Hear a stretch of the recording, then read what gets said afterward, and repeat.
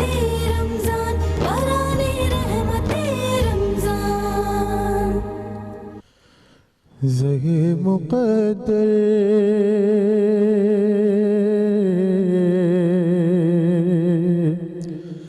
حضور حق سے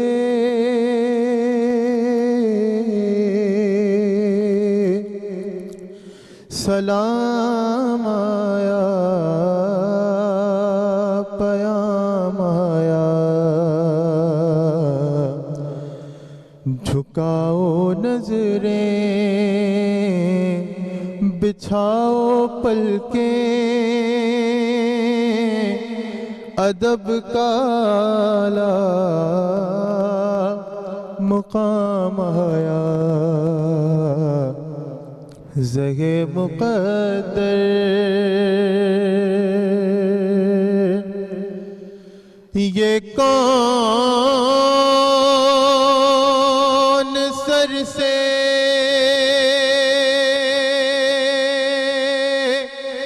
کفن لپیٹے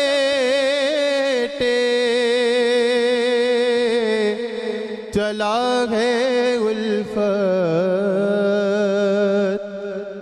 کے راستے پر یہ کون سر سے کفن لپیٹے چلا ہے الفت کے راستے پر فرشتے حیرت سے تک رہے ہیں یہ کون ذی احترام آیا زہے مقدر اور قاری بھائی ظفر قاسمی صاحب بہت خوبصورت انداز میں پڑھتے ہیں ان اشعار کو کہ فضا میں لبیک کی صدائیں زفرش تارش گونجتی ہیں ہر ایک قربان ہو رہا ہے زباں پہ یہ کہ اس کا نام آیا زہے مقدر ماشاءاللہ یہ راہ حق ہے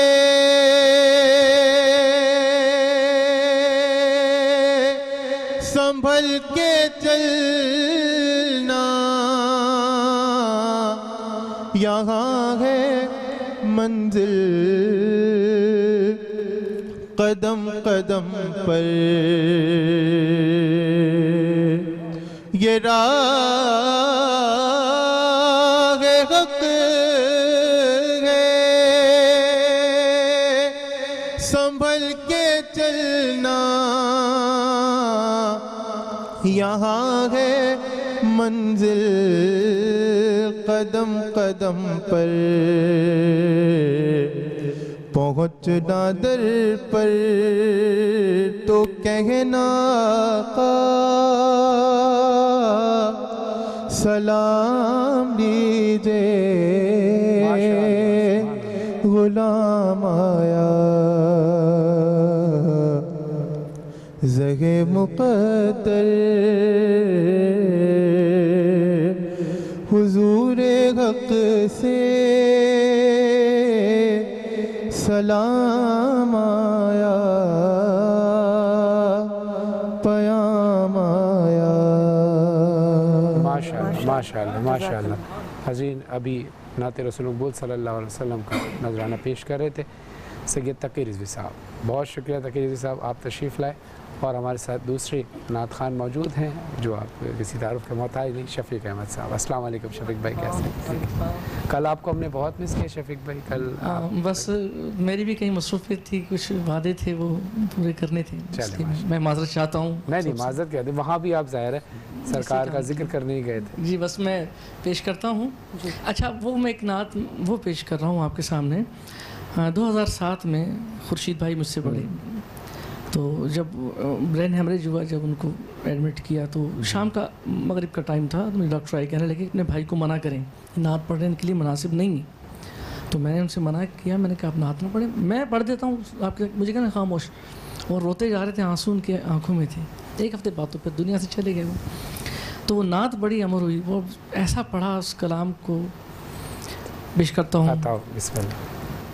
میں سو جاؤں یا مصطفیٰ کہتے کہتے، میں سو جاؤں یا مصطفیٰ کہتے کہتے، کھولے آنکھ صلی اللہ کہتے کہتے، میں سو جاؤں یا مصطفیٰ کہتے کہتے، کھولے آنکھ صلی اللہ کہتے کہتے، ستم پر ستم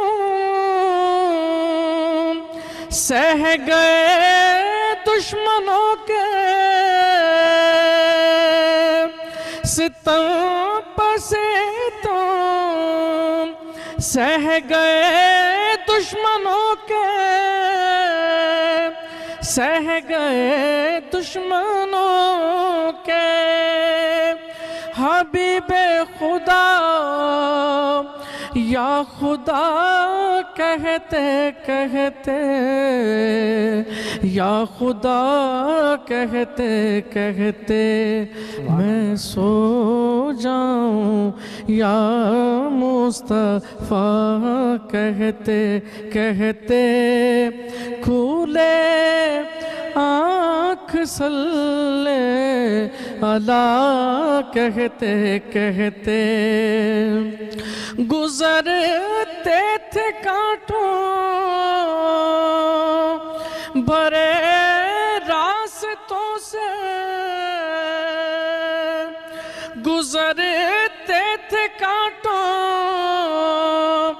بھرے راستوں سے، بھرے راستوں سے، رسول خدا مرحبا کہتے کہتے، مرحبا کہتے کہتے، میں سو جاؤں یا مصطفیٰ کہتے کہتے، کھولے آنکھ صلی اللہ کہتے کہتے، ہوئے سرخ رو آپ ہر مارکے میں، آپ ہر مارکے میں، فقط ربنا ربنا کہتے کہتے، ربنا کہتے کہتے، میں سو جاؤں یا مصطفیٰ کہتے کہتے، کھولے آنکھ صلی اللہ کہتے کہتے. اور مقطع کیا خوب کہا ہے، کٹے کاش اقبال اب عمر سارے، اب عمر ساری، فقط نعت خیر ورا ماشاءاللہ، کہتے سبحان کہتے نعت خیر الورا کہتے کہتے میں سو جاؤں یا مصطفیٰ کہتے کہتے کولے آنکھ صلی اللہ کہتے کہتے ماشاءاللہ جزاک اللہ جزاک اللہ. ماشاءاللہ سبحان اتنا اللہ. خوبصورت کلام آپ پڑھتے ہیں ماشاءاللہ. تمام لوگ مگر مجھے کیا کہیں گے شفیق بھائی؟ میں سوچ رہا ہوں اور ایسا ہوگا انشاءاللہ کہ جو حضور کا نام لیتے لیتے سوتے ہیں مرنے کے بعد بھی ان کی آنکھیں صلی اللہ کہتے کہتے بے شک کھلتی ہوگی. بے شک ایسے ہی. ایک خوبصورت بات کہ ہارنا تب ضروری ہوتا ہے جب لڑائی اپنوں سے ہو. ہارنا تب ضروری ہوتا ہے جب لڑائی اپنوں سے ہو، اور جیتنا تب ضروری ہوتا ہے جب لڑائی اپنے آپ سے ہو. واہ کیا بات. جی فرحان، میں اب چاہوں گی کہ ماشاءاللہ آپ بھی کلام ضرور پڑھیے. شفیق بھائی مائک دے دیں. بہت شکریہ. اجازت سے آپ نے ماں کا کلام پڑھا اور لوگوں نے اس کو سننے کے بعد جو ریئیکشن تھا لوگوں کا، آپ کو اتنی دعائیں ملیں جی. نہ صرف ہر ماں کے دل سے بلکہ جو ماؤں کے بچے تھے ان کے دلوں سے بھی. آپ میری امی نے بھی بہت دعائیں دیں اور میری خالہ نے بڑی دعائیں دیں لاہور سے، اور بہت سارے لوگ، ظاہر ہے سب یہ سب مجھے امی نے بہت پیار دیا. ظاہر ہے ماں کا پیار تو ماں جیسا ہوتا ہے. میری مدر ان لاء نے بہت پیار دیا. میری اسپیشلی میری خالہ جو ہیں لاہور میں، انہوں نے بڑا پیار دیا ہمیشہ ماں کی طرف. تو یہ رشتے ایسے ہوتے ہیں کہ جو بالکل ٹچی ہوتے ہیں. اور پھر والدین کا جو پیار ہے وہ ظاہر ہے وہ کسی نہ کسی مطلب بغیر کسی مطلب کے ہوتا ہے. بغیر غرض کے یہ رشتے وہ ہوتے ہیں جو بغیر مطلب دنیاوی. ہم کسی سے کہیں ملتے ہیں، کوئی دوست احباب کہیں دوسرے لوگ ملتے ہیں یا بزنس کے حوالے سے کہیں آپ جاتے ہیں تو کوئی نہ کوئی کسی حوالے سے رشتہ ہوتا ہے. لیکن یہ جو قریبی رشتے ہوتے ہیں یہ بڑے بے لوث ہوتے ہیں. بے لوث. تو ایک کلام کے چند اشعار پیش کر رہا ہوں. ایک رشتہ جو سب سے ہی بے لوث ہے وہ ہمارا رشتہ رسول اللہ صلی اللہ علیہ وسلم رسول سے. تو سماعت فرمائیے گا. جی. ایک میں ہی نہیں ان پر قربان زمانہ ہے. ایک میں ہی نہیں ان پر قربان زمانہ ہے. جو رب دو عالم کا محبوب یگانہ ہے. ایک میں ہی نہیں ان پر قربان زمانہ ہے. کل پل سے ہمیں جس نے اس پار لگانا ہے. کل پل سے ہمیں جس نے اس پار لگانا ہے. زہرا کا وہ بابا ہے، حسنین کا نانا ہے. ایک میں ہی نہیں ان پر قربان زمانہ ہے. آؤ در زہرا پر پھیلائے ہوئے دامن. آؤ در زہرا پر پھیلائے ہوئے دامن. ہے نسل کریموں کی لجپال گھرانہ ہے. نسل کریموں کی لجپال گھرانہ ہے. پر نور سراہیں ہیں، گنبد پہ نگاہ ہے. گنبد محمد پہ نگاہیں ہیں، جلوے بھی انوکھے ہیں، منظر بھی سہانا ہے۔ اور شعر ملاحظہ ہو، دل کی بات ہے کہ عزت سے نہ مر جائیں، کیوں نام محمد پر، کیوں نام محمد پر، یوں بھی تو ہمیں ایک دن دنیا سے تو جانا ہے، ایک میں ہی نہیں۔ بارانی رحمت رمضان، بارانی رحمت رمضان۔ ماران رحمت میں آپ سبھی کو خوش آمدید۔ نہت 313 بشر ذوق شہادت میں خدا کے نام پر نکلے محمد کی قیادت میں، نہ کثرت تھی نہ شوکت تھی، نہ کچھ سامان رکھتے تھے، فقط اخلاص رکھتے تھے، فقط ایمان رکھتے تھے۔ حضور پاک صلی اللہ علیہ وسلم نے مسلمانوں کو جنگ کی تیاری کا حکم دیا۔ 300 سے زائد صحابہ پر مشتمل ایک لشکر نے مدینہ چھوڑا۔ انہیں یہ معلوم نہ تھا کہ مقابلہ تجارتی قافلے سے ہے یا اسلحہ سے لیس لشکر کے ساتھ۔ مدینے سے کچھ فاصلے پر سرکار دو عالم نے مسلمانوں سے مشورہ کیا۔ مہاجر صحابہ نے وفاداری اور جان نثاری کا اظہار فرمایا۔ حضور اکرم انصار صحابہ کی طرف سے انتظار فرما رہے تھے کہ حضرت سعد بن عبیدہ رضی اللہ تعالیٰ عنہ نے کھڑے ہو کر وفاداری کا اظہار یوں کیا کہ تاریخ رقم ہو گئی۔ اے اللہ کے رسول، ہم موسیٰ علیہ السلام کی قوم کی طرح یہ نہیں کہیں گے کہ تو اور تیرا رب جا کر لڑو۔ ہم تو یہاں بیٹھے ہیں، بلکہ ہم آپ کے دائیں بھی لڑیں گے اور بائیں بھی لڑیں گے، اور دشمن آپ تک نہیں پہنچ پائیں گے جب تک ہماری نعشوں کو روند نہ دیں۔ ایک اور روایت میں یہ الفاظ ملتے ہیں کہ اے اللہ کے رسول، جنگ تو معمولی شے ہے، آپ اگر سمندر میں ہمیں کود جانے کا بھی کہیں گے تو آپ پر ہماری جانیں نثار، آپ ہمیں تیار پائیں گے۔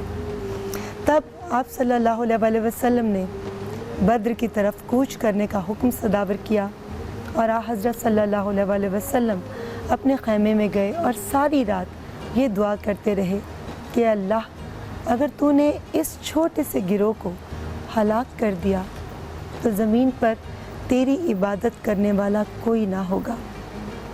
جس پر اللہ تبارک و تعالیٰ نے آپ کو بشارت دی کہ فلاں فلاں دشمن فلاں فلاں جگہ مارا جائے گا۔ غزوہ میں اللہ تعالیٰ نے 1000 فرشتے مدد کے لیے نازل فرمائے۔ صحابہ کرام کہتے ہیں کہ ہماری تلوار پہنچنے سے پہلے ہی کفار کی گردنیں کٹ چکی ہوتی تھیں، اور یہ معلوم بھی نہیں ہوتا تھا کہ یہ قتل کس نے کس وقت اور کیسے کیا، اور یوں حق کی باطل پر فتح ہوئی۔ ماشاء اللہ۔ ناظرین، آج آپ دیکھ رہے ہیں باران رحمت، اور جو جنگ بدر کے حوالے سے نیما صاحبہ نے روشنی ڈالی، اور آج ہمارے جو علماء کرام ہیں، آج ان سے ہم اسی موضوع پہ بات بھی کریں گے۔ اور ہمارے ساتھ موجود ہیں مفتی اقبال نقشبندی صاحب، اور ہمارے ساتھ موجود ہیں مولانا سید محمد اون نقوی صاحب۔ السلام علیکم۔ وعلیکم السلام ورحمۃ اللہ۔ مولانا صاحب، کل تو بہت ساری چیزیں ہمارے ساتھ جمع ہو گئی تھیں۔ مدرز ری بھی آ گیا تھا، امجد صابری صاحب کا ذکر بھی آ گیا تھا، اور دوسرے سیگمنٹ بھی تھے۔ تو کل بہت سارے موضوعات تھے جس پہ میں معذرت چاہتا ہوں، پراپر طریقے سے ہم بات بھی نہیں کر پائے۔ مدرز ری کے حوالے سے خاص طور بہت سارے سوالات تھے۔ آج کا موضوع جو غزوہ بدر ہے، تو آج ہم نے صرف غزوہ بدر ہی رکھا ہے تاکہ جو بھی موضوع ہے اس پہ پراپر طریقے سے بات ہو جائے، کوئی سوال رہ نہ جائے کل کی طرح۔ کل کی بڑی کمی محسوس ہوئی ہے۔ کئی لوگوں نے فون کیا ہے کہ بھائی آپ لوگوں کو تو صرف 10 منٹ بھی پورے نہیں ملے، تو میں نے کہا ہاں ظاہر ہے مجبوریاں ہوتی ہیں کل کے لیے معذرت، کیونکہ کل بڑے ماں کے حوالے سے بڑے سوالات تھے، اور اس کے علاوہ امجد صابری صاحب کے حوالے سے بھی تھے۔ لیکن بہرحال آج ہم غزوہ بدر کے حوالے سے گفتگو کریں گے۔ آپ آپ جی ابتدا پہلا کیجیے لیڈیز سوال فرسٹ۔ میں علامہ صاحب آپ ہی سے پوچھنا چاہوں گی کہ غزوہ بدر کو یوم الفرقان کیوں کہا جاتا ہے؟ ماشاءاللہ بہت اچھا سوال ہے۔ یوم الفرقان اس لیے بھی کہا جاتا ہے کہ فرقان کی معنی ہے حق و باطل کو جدا کرنے والا۔ فرقان کی معنی ہے ظاہر اور باطن کو الگ کرنے والا۔ فرقان کی معنی ہے دو بڑی چیزوں کو واضح کرنے والا، یعنی یوں سمجھیے کہ تقریباً 70 معنائیں فرقان کی جو ہیں وہ لکھی ہیں، کیونکہ اس مارکے میں ماشاءاللہ حق و باطل کا ایسا فیصلہ ہوا جو قیامت تک کے لیے ہو گیا، اس لیے کہ یہ جنگ اسلام کی پہلی جنگ ہے، اور سب جانتے ہیں کہ ابھی جنگ کے معاملات اسلام کی طرف سے صحابہ اکرام رضوان اللہ علیہم اجمعین کو یا سرکار کے ساتھیوں کو تجربہ نہیں تھا کہ کس طرح سے جنگ ہوتی ہے، کس طرح سے دشمن سے لڑا جاتا ہے، اس طرح سے کہ جس میں اسلام کے اصول جو ہیں وہ بھی پامال نہ ہوں اور اسلام کے باقاعدہ طریقے سے۔ تو اس لیے فرقان اس جنگ کو کیونکہ یہ فتح ہوئی اور ملائکہ کے ذریعے سے اللہ نے اس جنگ میں مسلمانوں کی مدد کی۔ ابھی آپ انٹرو میں فرما رہی تھی کہ 1000 ملائکہ کے ذریعے سے، حالانکہ روایات جو ہیں وہ 3000 سے 5000 تک کی ہیں کہ اللہ نے ملائکہ جو ہیں وہ نازل کیا ہے۔ جی ہاں، اور زیادہ تر 3000 تک کی تو مستند، کیونکہ حضرت جبرائیل امین علیہ السلام، حضرت میکائیل، حضرت اسرافیل علیہ السلام، ان کے ساتھ 1000 کا لشکر جو ہے وہ روایات میں ہے، مستند روایت میں کہ جو آیا تھا۔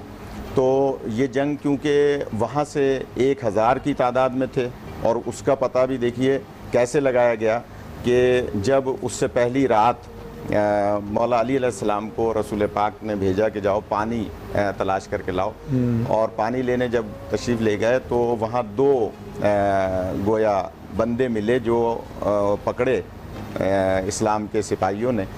تو ان سے پوچھا تم کون ہو؟ تو انہوں نے کہا کہ ہم سکہ ہیں، پانی کا ہم کام کرتے ہیں۔ تو انہیں جب پکڑ کے لے آیا گیا تو حضور پاک صلی اللہ علیہ وآلہ وسلم نے پوچھا کہ تم یہ بتاؤ کہ کتنے لوگ ہیں وہاں؟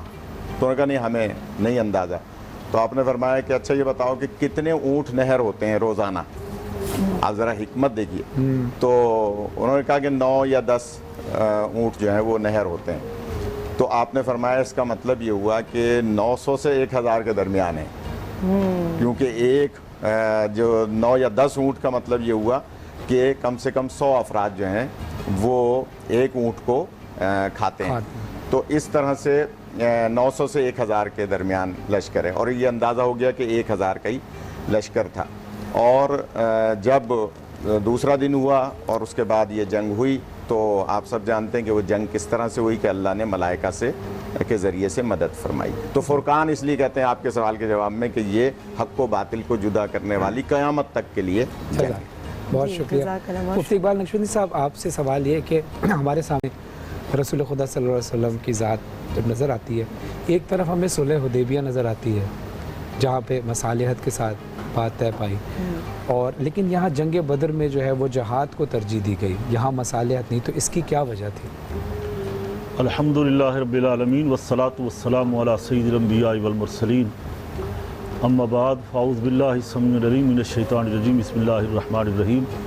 وَلَقَدْ نَصَرَكُمُ اللَّهُ بِبَدْرٍ وَأَنْتُمْ أَذِلَّةٌ فَاتَّقُوا اللَّهَ لَعَلَّكُمْ تَشْكُرُونَ، صدق اللہ العظیم۔ ماشاءاللہ خوبصورت آپ کی یہ ٹرانسمیشن جو پوری دنیا میں دیکھی جا رہی ہے، اور لوگ تعریف کر رہے ہیں اس پروگرام کی کہ ماشاءاللہ اسے کافی فیض پہنچ رہا ہے، اور لوگوں کو معلومات میں یقیناً یہ 1 مہینہ ہوتا ہے اضافہ ہوتا ہے۔ آج 17 رمضان المبارک اور غزوہ بدر کا دن ہے۔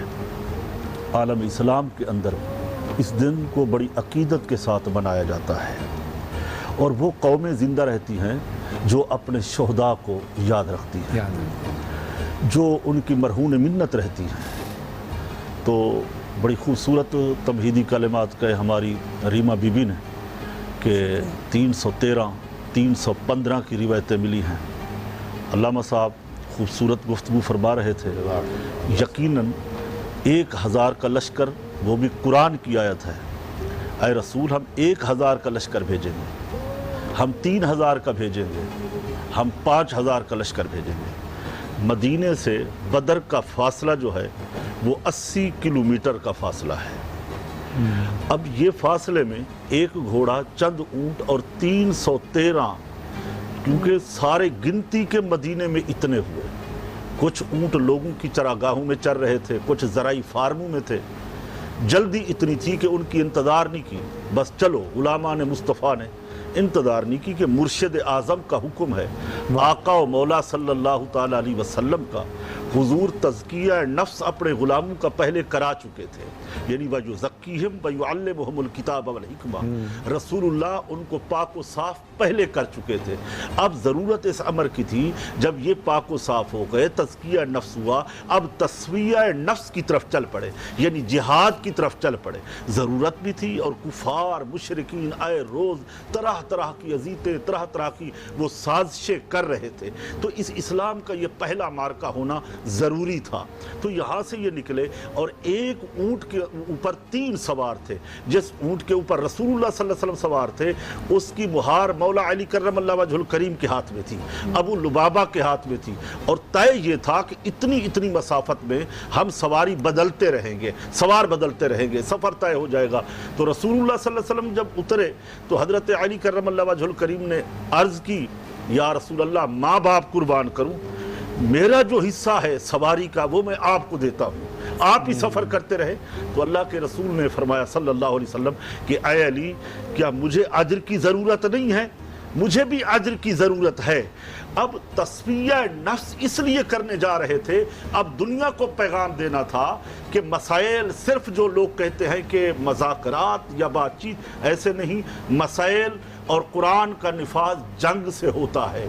جنگیں کبھی کبھی اس نہج تک لے جاتی ہیں کہ بڑے بڑے مسائل جو ہیں وہ حل ہو جاتے ہیں، مگر جیسے علامہ نے فرمایا کہ یہ جنگ یوم الفرقان حق و باطل کی تھی، یوم الفرقان فرق کرنے والی۔ اور ایک جملہ میں اضافہ کر دیتا ہوں، یہ یوم الفرقان جو ہے یہ عاشق اور منافق میں فرق کرنے والی جنگ تھی، یعنی عاشق اور منافق میں فرق کرنے والی جنگ تھی، کہ اب پتہ چل جائے گا کہ قیامت تک کے لیے حضور سے عشق کون کرتا ہے، حضور سے نفاق کون کرتا ہے۔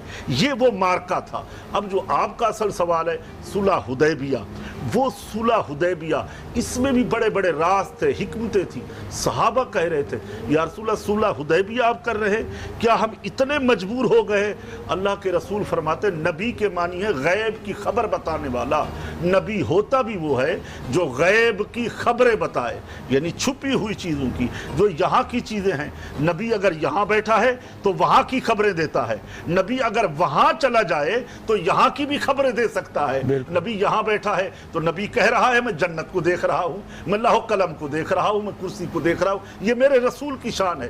جو نبی یہاں بیٹھ کے وہاں کی خبریں دیتا ہے، اگر یہ نبی وہی گنبد خضرا میں چلے جائیں تو وہاں بھی بیٹھ کے اپنے غلاموں کا سلام پہچان سکتے ہیں۔ تو ماننا یہ ہوگا کہ رسول نبی کے معنی ہے غیب کی خبریں بتانے والا۔ تو مسئلہ یہ اس میں بڑی مصلحت تھی، حضور نے فرمایا نہیں صبر کرو، ابھی وقت نہیں ہے۔ مگر صلح حدیبیہ کا معاملہ بعد میں ہے، یہ غزوہ بدر پہلے ہے۔ یہ تو 19 ماہ کے بعد بدر کے اندر پہنچے۔ بدر ایک کنویں کا نام ہے یا ایک آدمی کا نام ہے، اس کی 6 میل یہ مسافت ہے، اور 5 کلومیٹر وہ چوڑائی کا میدان ہے، ارد گرد اس کے پہاڑ ہیں۔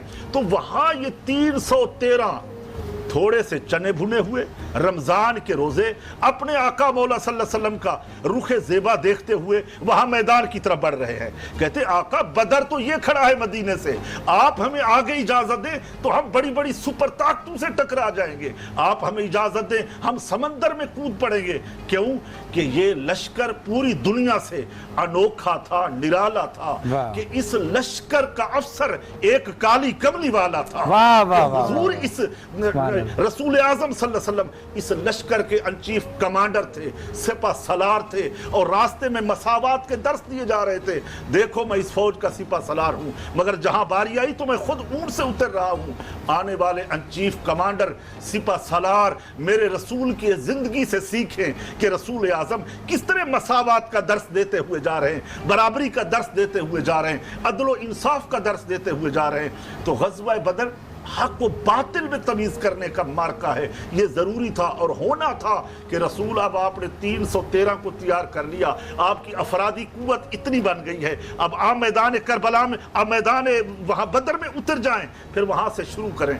تو یہ جنگیں جو ہیں یہ قیامت تک ہوتی رہیں گی, مگر یہ غزوہ ہے. غزوہ وہ ہوتا ہے سید فرحان وارث صاحب, وہ ہوتا ہے جس میں آقا دو جہاں صلی اللہ علیہ وسلم بنفس و نفیس شرکت فرمائے, حضور اس کی کمان لیں.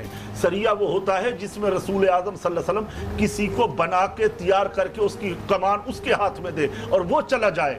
تو آقا دو جہاں صلی اللہ علیہ وسلم جا رہے تھے, تو علامہ فرما رہے تھے 1000 کا لشکر فرشتوں کا, 3000 کا قرآن میں ہے, بثلاثۃ آلاف من الملائکۃ منزلین, 5000 کا. میں سوچتا ہوں ریما بی بی کبھی کبھار کہ راز کیا ہے؟ اگر ایک ہی فرشتہ آ جاتا بدر کے میدان میں کافی تھا.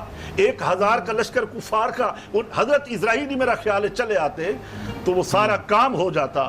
اور نقوی صاحب یہ جملہ آپ کی طرف ہوگا, تو ایک ہی چلا آتا. راز کیا تھا؟ راز یہ تھا, میں نے ایک تفسیر میں پڑھا کہ جب ایک فرشتہ آنے لگا, مولا موقع بہترین ہے, آج بدر سجا ہوا ہے, آقا دو جہاں واللیل کے زلفوں والے رسول بیٹھے ہیں, والضحیٰ کا چہرہ کھل رہا ہے, حضور اپنے غلاموں کو لے کے بیٹھے ہیں.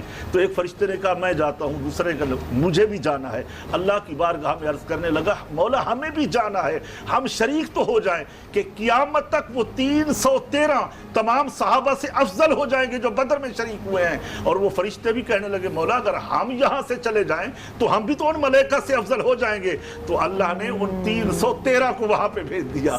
اب وہاں پہ 1000 کا لشکر, وہاں پہ 5000 کا لشکر, 1000 اور وہاں پہ 3000 کا لشکر, وہ جوک در جوک آتے رہے. اور جبریل امین کے گھوڑے کا نام تھا ہیزوم. ہیزوم ہیزوم حضور دیکھ رہے تھے کیونکہ نوری نور کو نظر آتے ہیں. حضرت ابو بکر صدیق کو حضور نے فرمایا کہ مبارک ہو, مجھے خوشخبری مل گئی, جبریل امین آ گئے ہیں, وہ اپنے اس گھوڑے پہ سوار ہیں اور وہ آگے بڑھتے جا رہے ہیں. تو معلوم یہ ہوتا ہے کہ اللہ اپنے حبیب کی رضا چاہتا ہے تو خدا چاہتا ہے رضائے محمد. یہی بات ہے کہ اللہ کو یہ منظور تھا کہ یہ میدان بدر سجے اور یہ مارکا ہو, حق و باطل کا ہمیشہ ہمیشہ کے لیے فرق ہو جائے. سبحان اللہ, سبحان اللہ. بہت خوبصورت گفتگو. ناظرین گفتگو کا سلسلہ جاری ہے, ابھی بہت سارے سوالات, بہت ساری باتیں سیکھنی ہے. غزوہ بدر کے حوالے سے آج بہت بڑی خوشی کا دن ہے, غزوہ بدر کی فتح کا دن ہے. آپ کو مبارک ہو. آتے ہیں مختصر وقفے کے بعد.